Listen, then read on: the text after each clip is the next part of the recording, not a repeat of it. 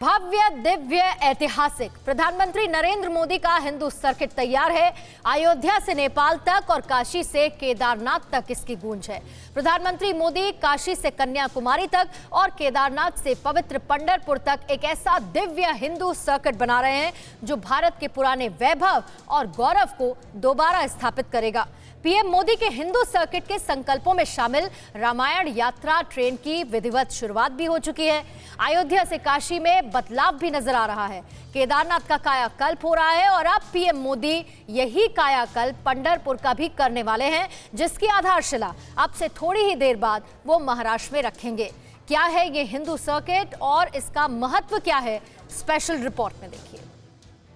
भव्य, दिव्य और ऐतिहासिक नरेंद्र मोदी का हिंदू सर्किट। जय श्री राम। अयोध्या से नेपाल तक, काशी से केदारनाथ तक, जनकपुर से रामेश्वरम तक, चित्रकूट से नासिक तक।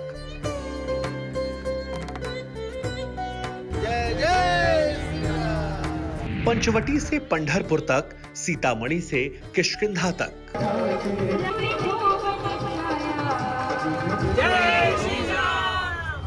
कल्पनाएं जमीन पर ही साकार होती हैं। बड़े से बड़े संकल्प इसी पवित्र भूमि पर आकार लेते हैं।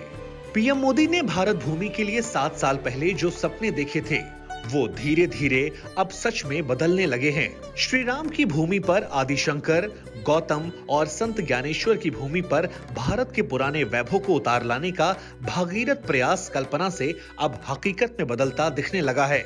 वो अयोध्या हो, काशी हो, केदारनाथ हो या फिर भगवान विट्ठल की नगरी पंढरपुर। भारत की सभी प्राचीन और पवित्र जगहों के कायाकल्प का संकल्प अब सिद्धि में बदलता हुआ नजर आ रहा है।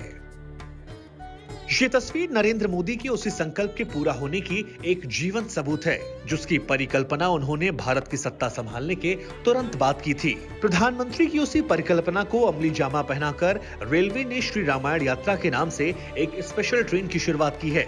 ये ट्रेन रविवार को दिल्ली से रवाना की गई थी और सोमवार की सुबह अयोध्या पहुंची, जहां पर फूल मालाओं से यात्रियों का भव्य स्वागत हुआ।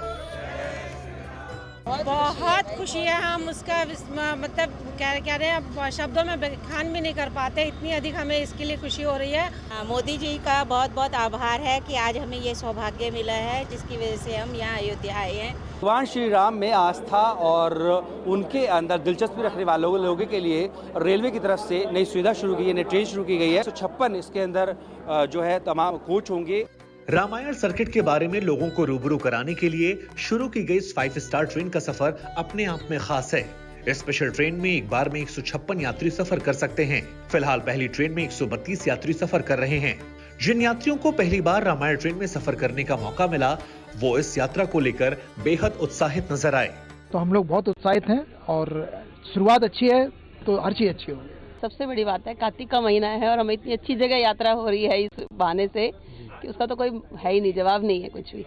इससे ज़्यादा उत्साह जीवन में मिल ही नहीं सकता। जितना यहाँ सरकार ने इस तरफ ध्यान दिया है देश को राम जी के चरित्र के साथ चलने के लिए। देश में धार्मिक पर्यटन को बढ़ाने के मकसद से शुरू की गई स्पेशल ट्रेन में 5 स्टार होटल जैसी तमाम सुविधाओं की व्यवस्था की गई है। IRCTC की तरफ से ट्रेन में AC फर्स्ट और सेकंड कोच की व्यवस्था की गई है। इस ट्रेन में यात्री कोच के अलावा 2 रेल डाइनिंग रेस्टोरेंट्स, एक मॉडर्न किचन कार और यात्रियों के लिए फुट मसाजर, मिनी लाइब्रेरी, आधुनिक और स्वच्छ शौचालय, इसके अलावा शावर क्यूबिकल जैसी तमाम लग्जरी सुविधाएं भी यहां उपलब्ध कराई गईं। आपको बता दें कि इतना ही नहीं, बोगी में सुरक्षा गार्ड, इलेक्ट्रॉनिक लॉकर और CCTV कैमरे भी लगाए गए हैं। जब ये ट्रेन रविवार को दिल्ली के सफदरजंग रेलवे स्टेशन से रवाना हुई तो TV9 भारतवर्ष कैमरे में इस स्पेशल ट्रेन की एक खासियत को कैद किया गया।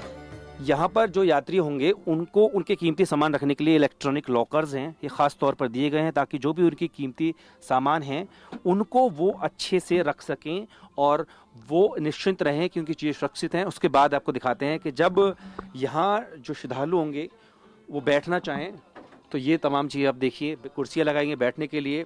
साथ ही ये लैंप है, अगर वो पढ़ना चाहते हैं ताकि किसी और को दिक्कत ना हो तो ये सुविधाएं दी गई हैं। साथ ही साथ आपको दिखाएं कि अगर यात्रियों के जूते गंदे होते हैं तो उसके लिए यहाँ पर ये शू मशीन रखी है। साथ ही साथ मिनी लाइब्रेरी जो है हर कोच में मिलेगी। आप देखिए तमाम जो इस कह सकते हैं यात्रा में ज़रूरी उनके लिए होती हैं चीज़ें, वो यहाँ पर मिनी लाइब्रेरी में रखी गई है। रामायण यात्रा ट्रेन के जरिए पर्यटकों को भगवान राम से जुड़े तमाम तीर्थ स्थलों के दर्शन करवाए जाएंगे। IRCTC ने देखो अपना देश कार्यक्रम के तहत श्री रामायण यात्रा की शुरुआत की है। दिल्ली के सफदरजंग रेलवे स्टेशन से 7 नवंबर को पहली ट्रेन रवाना हुई।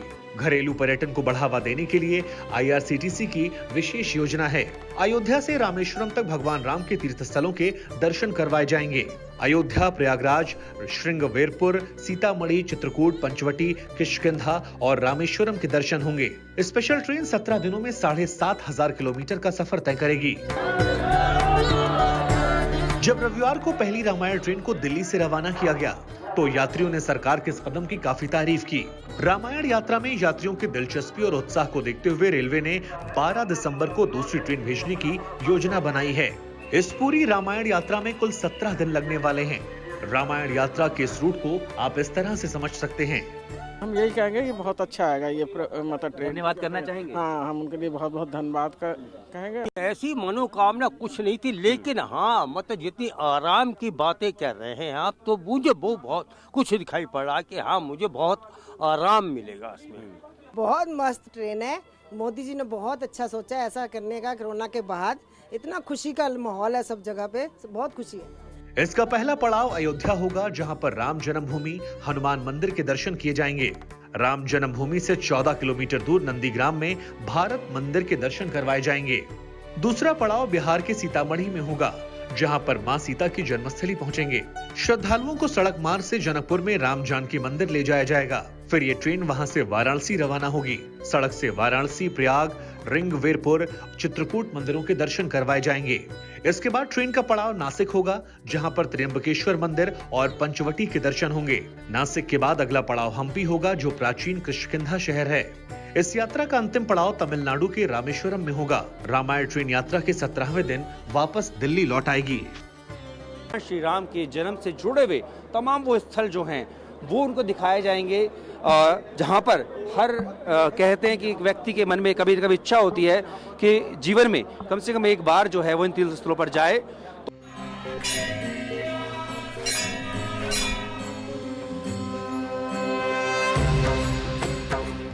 अद्भुत रामायण यात्रा के साथ साथ प्रधानमंत्री मोदी के हिंदू सर्किट में महाराष्ट्र का प्राचीन शहर पंढरपुर भी शामिल है। पंढरपुर यानी भगवान विट्ठल की पवित्र नगरी। मोदी के विराट हिंदू सर्किट में शामिल पंढरपुर में संत ज्ञानेश्वर पालकी मार्ग और संत तुकाराम पालकी मार्ग का 4 लेन करने की योजना है। इसीलिए पंढरपुर में पालकी मार्ग की आधारशिला रखे जाने के शुभारंभ की जिम्मेदारी भी प्रधानमंत्री मोदी ने खुद अपने हाथों में ली। पंढरपुर वो महान तीर्थ है जिसके लिए प्रधानमंत्री मोदी के मन में गहरा प्रेम है। ये माना जाता रहा है कि पंढरपुर यात्रा पिछले 800 सालों से लगातार चली आ रही है। पवित्र नगरी पंढरपुर की सदियों पुरानी धर्म यात्रा के बारे में हम आपको बताएं, उससे पहले आपका ये समझना जरूरी है कि पंढरपुर का कायाकल्प किस तरह से किया जा रहा है। पंढरपुर नेशनल हाईवे के दोनों ओर पालकी के लिए पैदल मार्ग का निर्माण किया जाएगा। इससे यात्रियों के लिए पालकी मार्ग पर सुविधा और सहूलियत होगी। 221 किलोमीटर लंबे संत ज्ञानेश्वर पालकी मार्ग और 130 किलोमीटर लंबे राजमार्ग को 4 लेन किया जाएगा। इस पर कुल 11,000 करोड़ रुपए से ज्यादा का खर्च आएगा।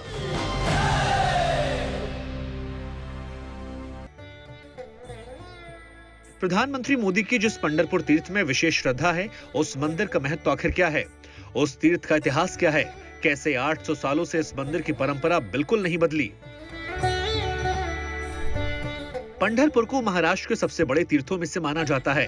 पंढरपुर को दक्षिण का काशी भी कहा जाता है। पंढरपुर वारकरी संप्रदाय या विट्ठल संप्रदाय का केंद्र है।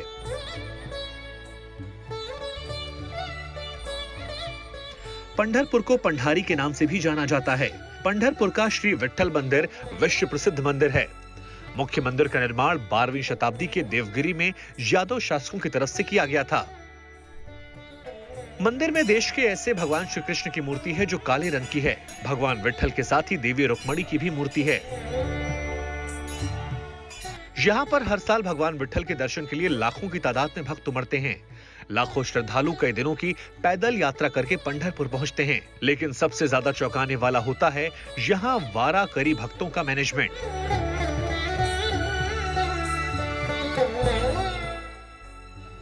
लाखों भक्त पंढरपुर यात्रा में शामिल होते हैं, लेकिन कभी कोई अव्यवस्था नहीं होती।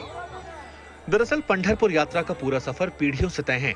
कहां रुकना है, कहां खाना है, ये सब कुछ तय होता है। सभी ग्रुप के लोग साल भर एक दूसरे के संपर्क में रहते हैं। महाराष्ट्र को संतों की भूमि कहते हैं, जहां कई महान संतों ने जन्म लिया। उन्हीं में से हैं संत ज्ञानेश्वर और संत तुकाराम। संत ज्ञानेश्वर और संत तुकाराम ने पूरे महाराष्ट्र में घूम घूम कर लोगों को समता और सद्भाव का उपदेश दिया। हर साल देवशयनी एकादशी पर इन संतों के जन्म या समाधि स्थलों से पालकियां निकलती हैं, जो लंबा सफर तय करके पंढरपुर पहुंचती हैं। फिक्र आपकी, सोमवार से शुक्रवार रात 9 बजे सिर्फ TV9 भारतवर्ष पर।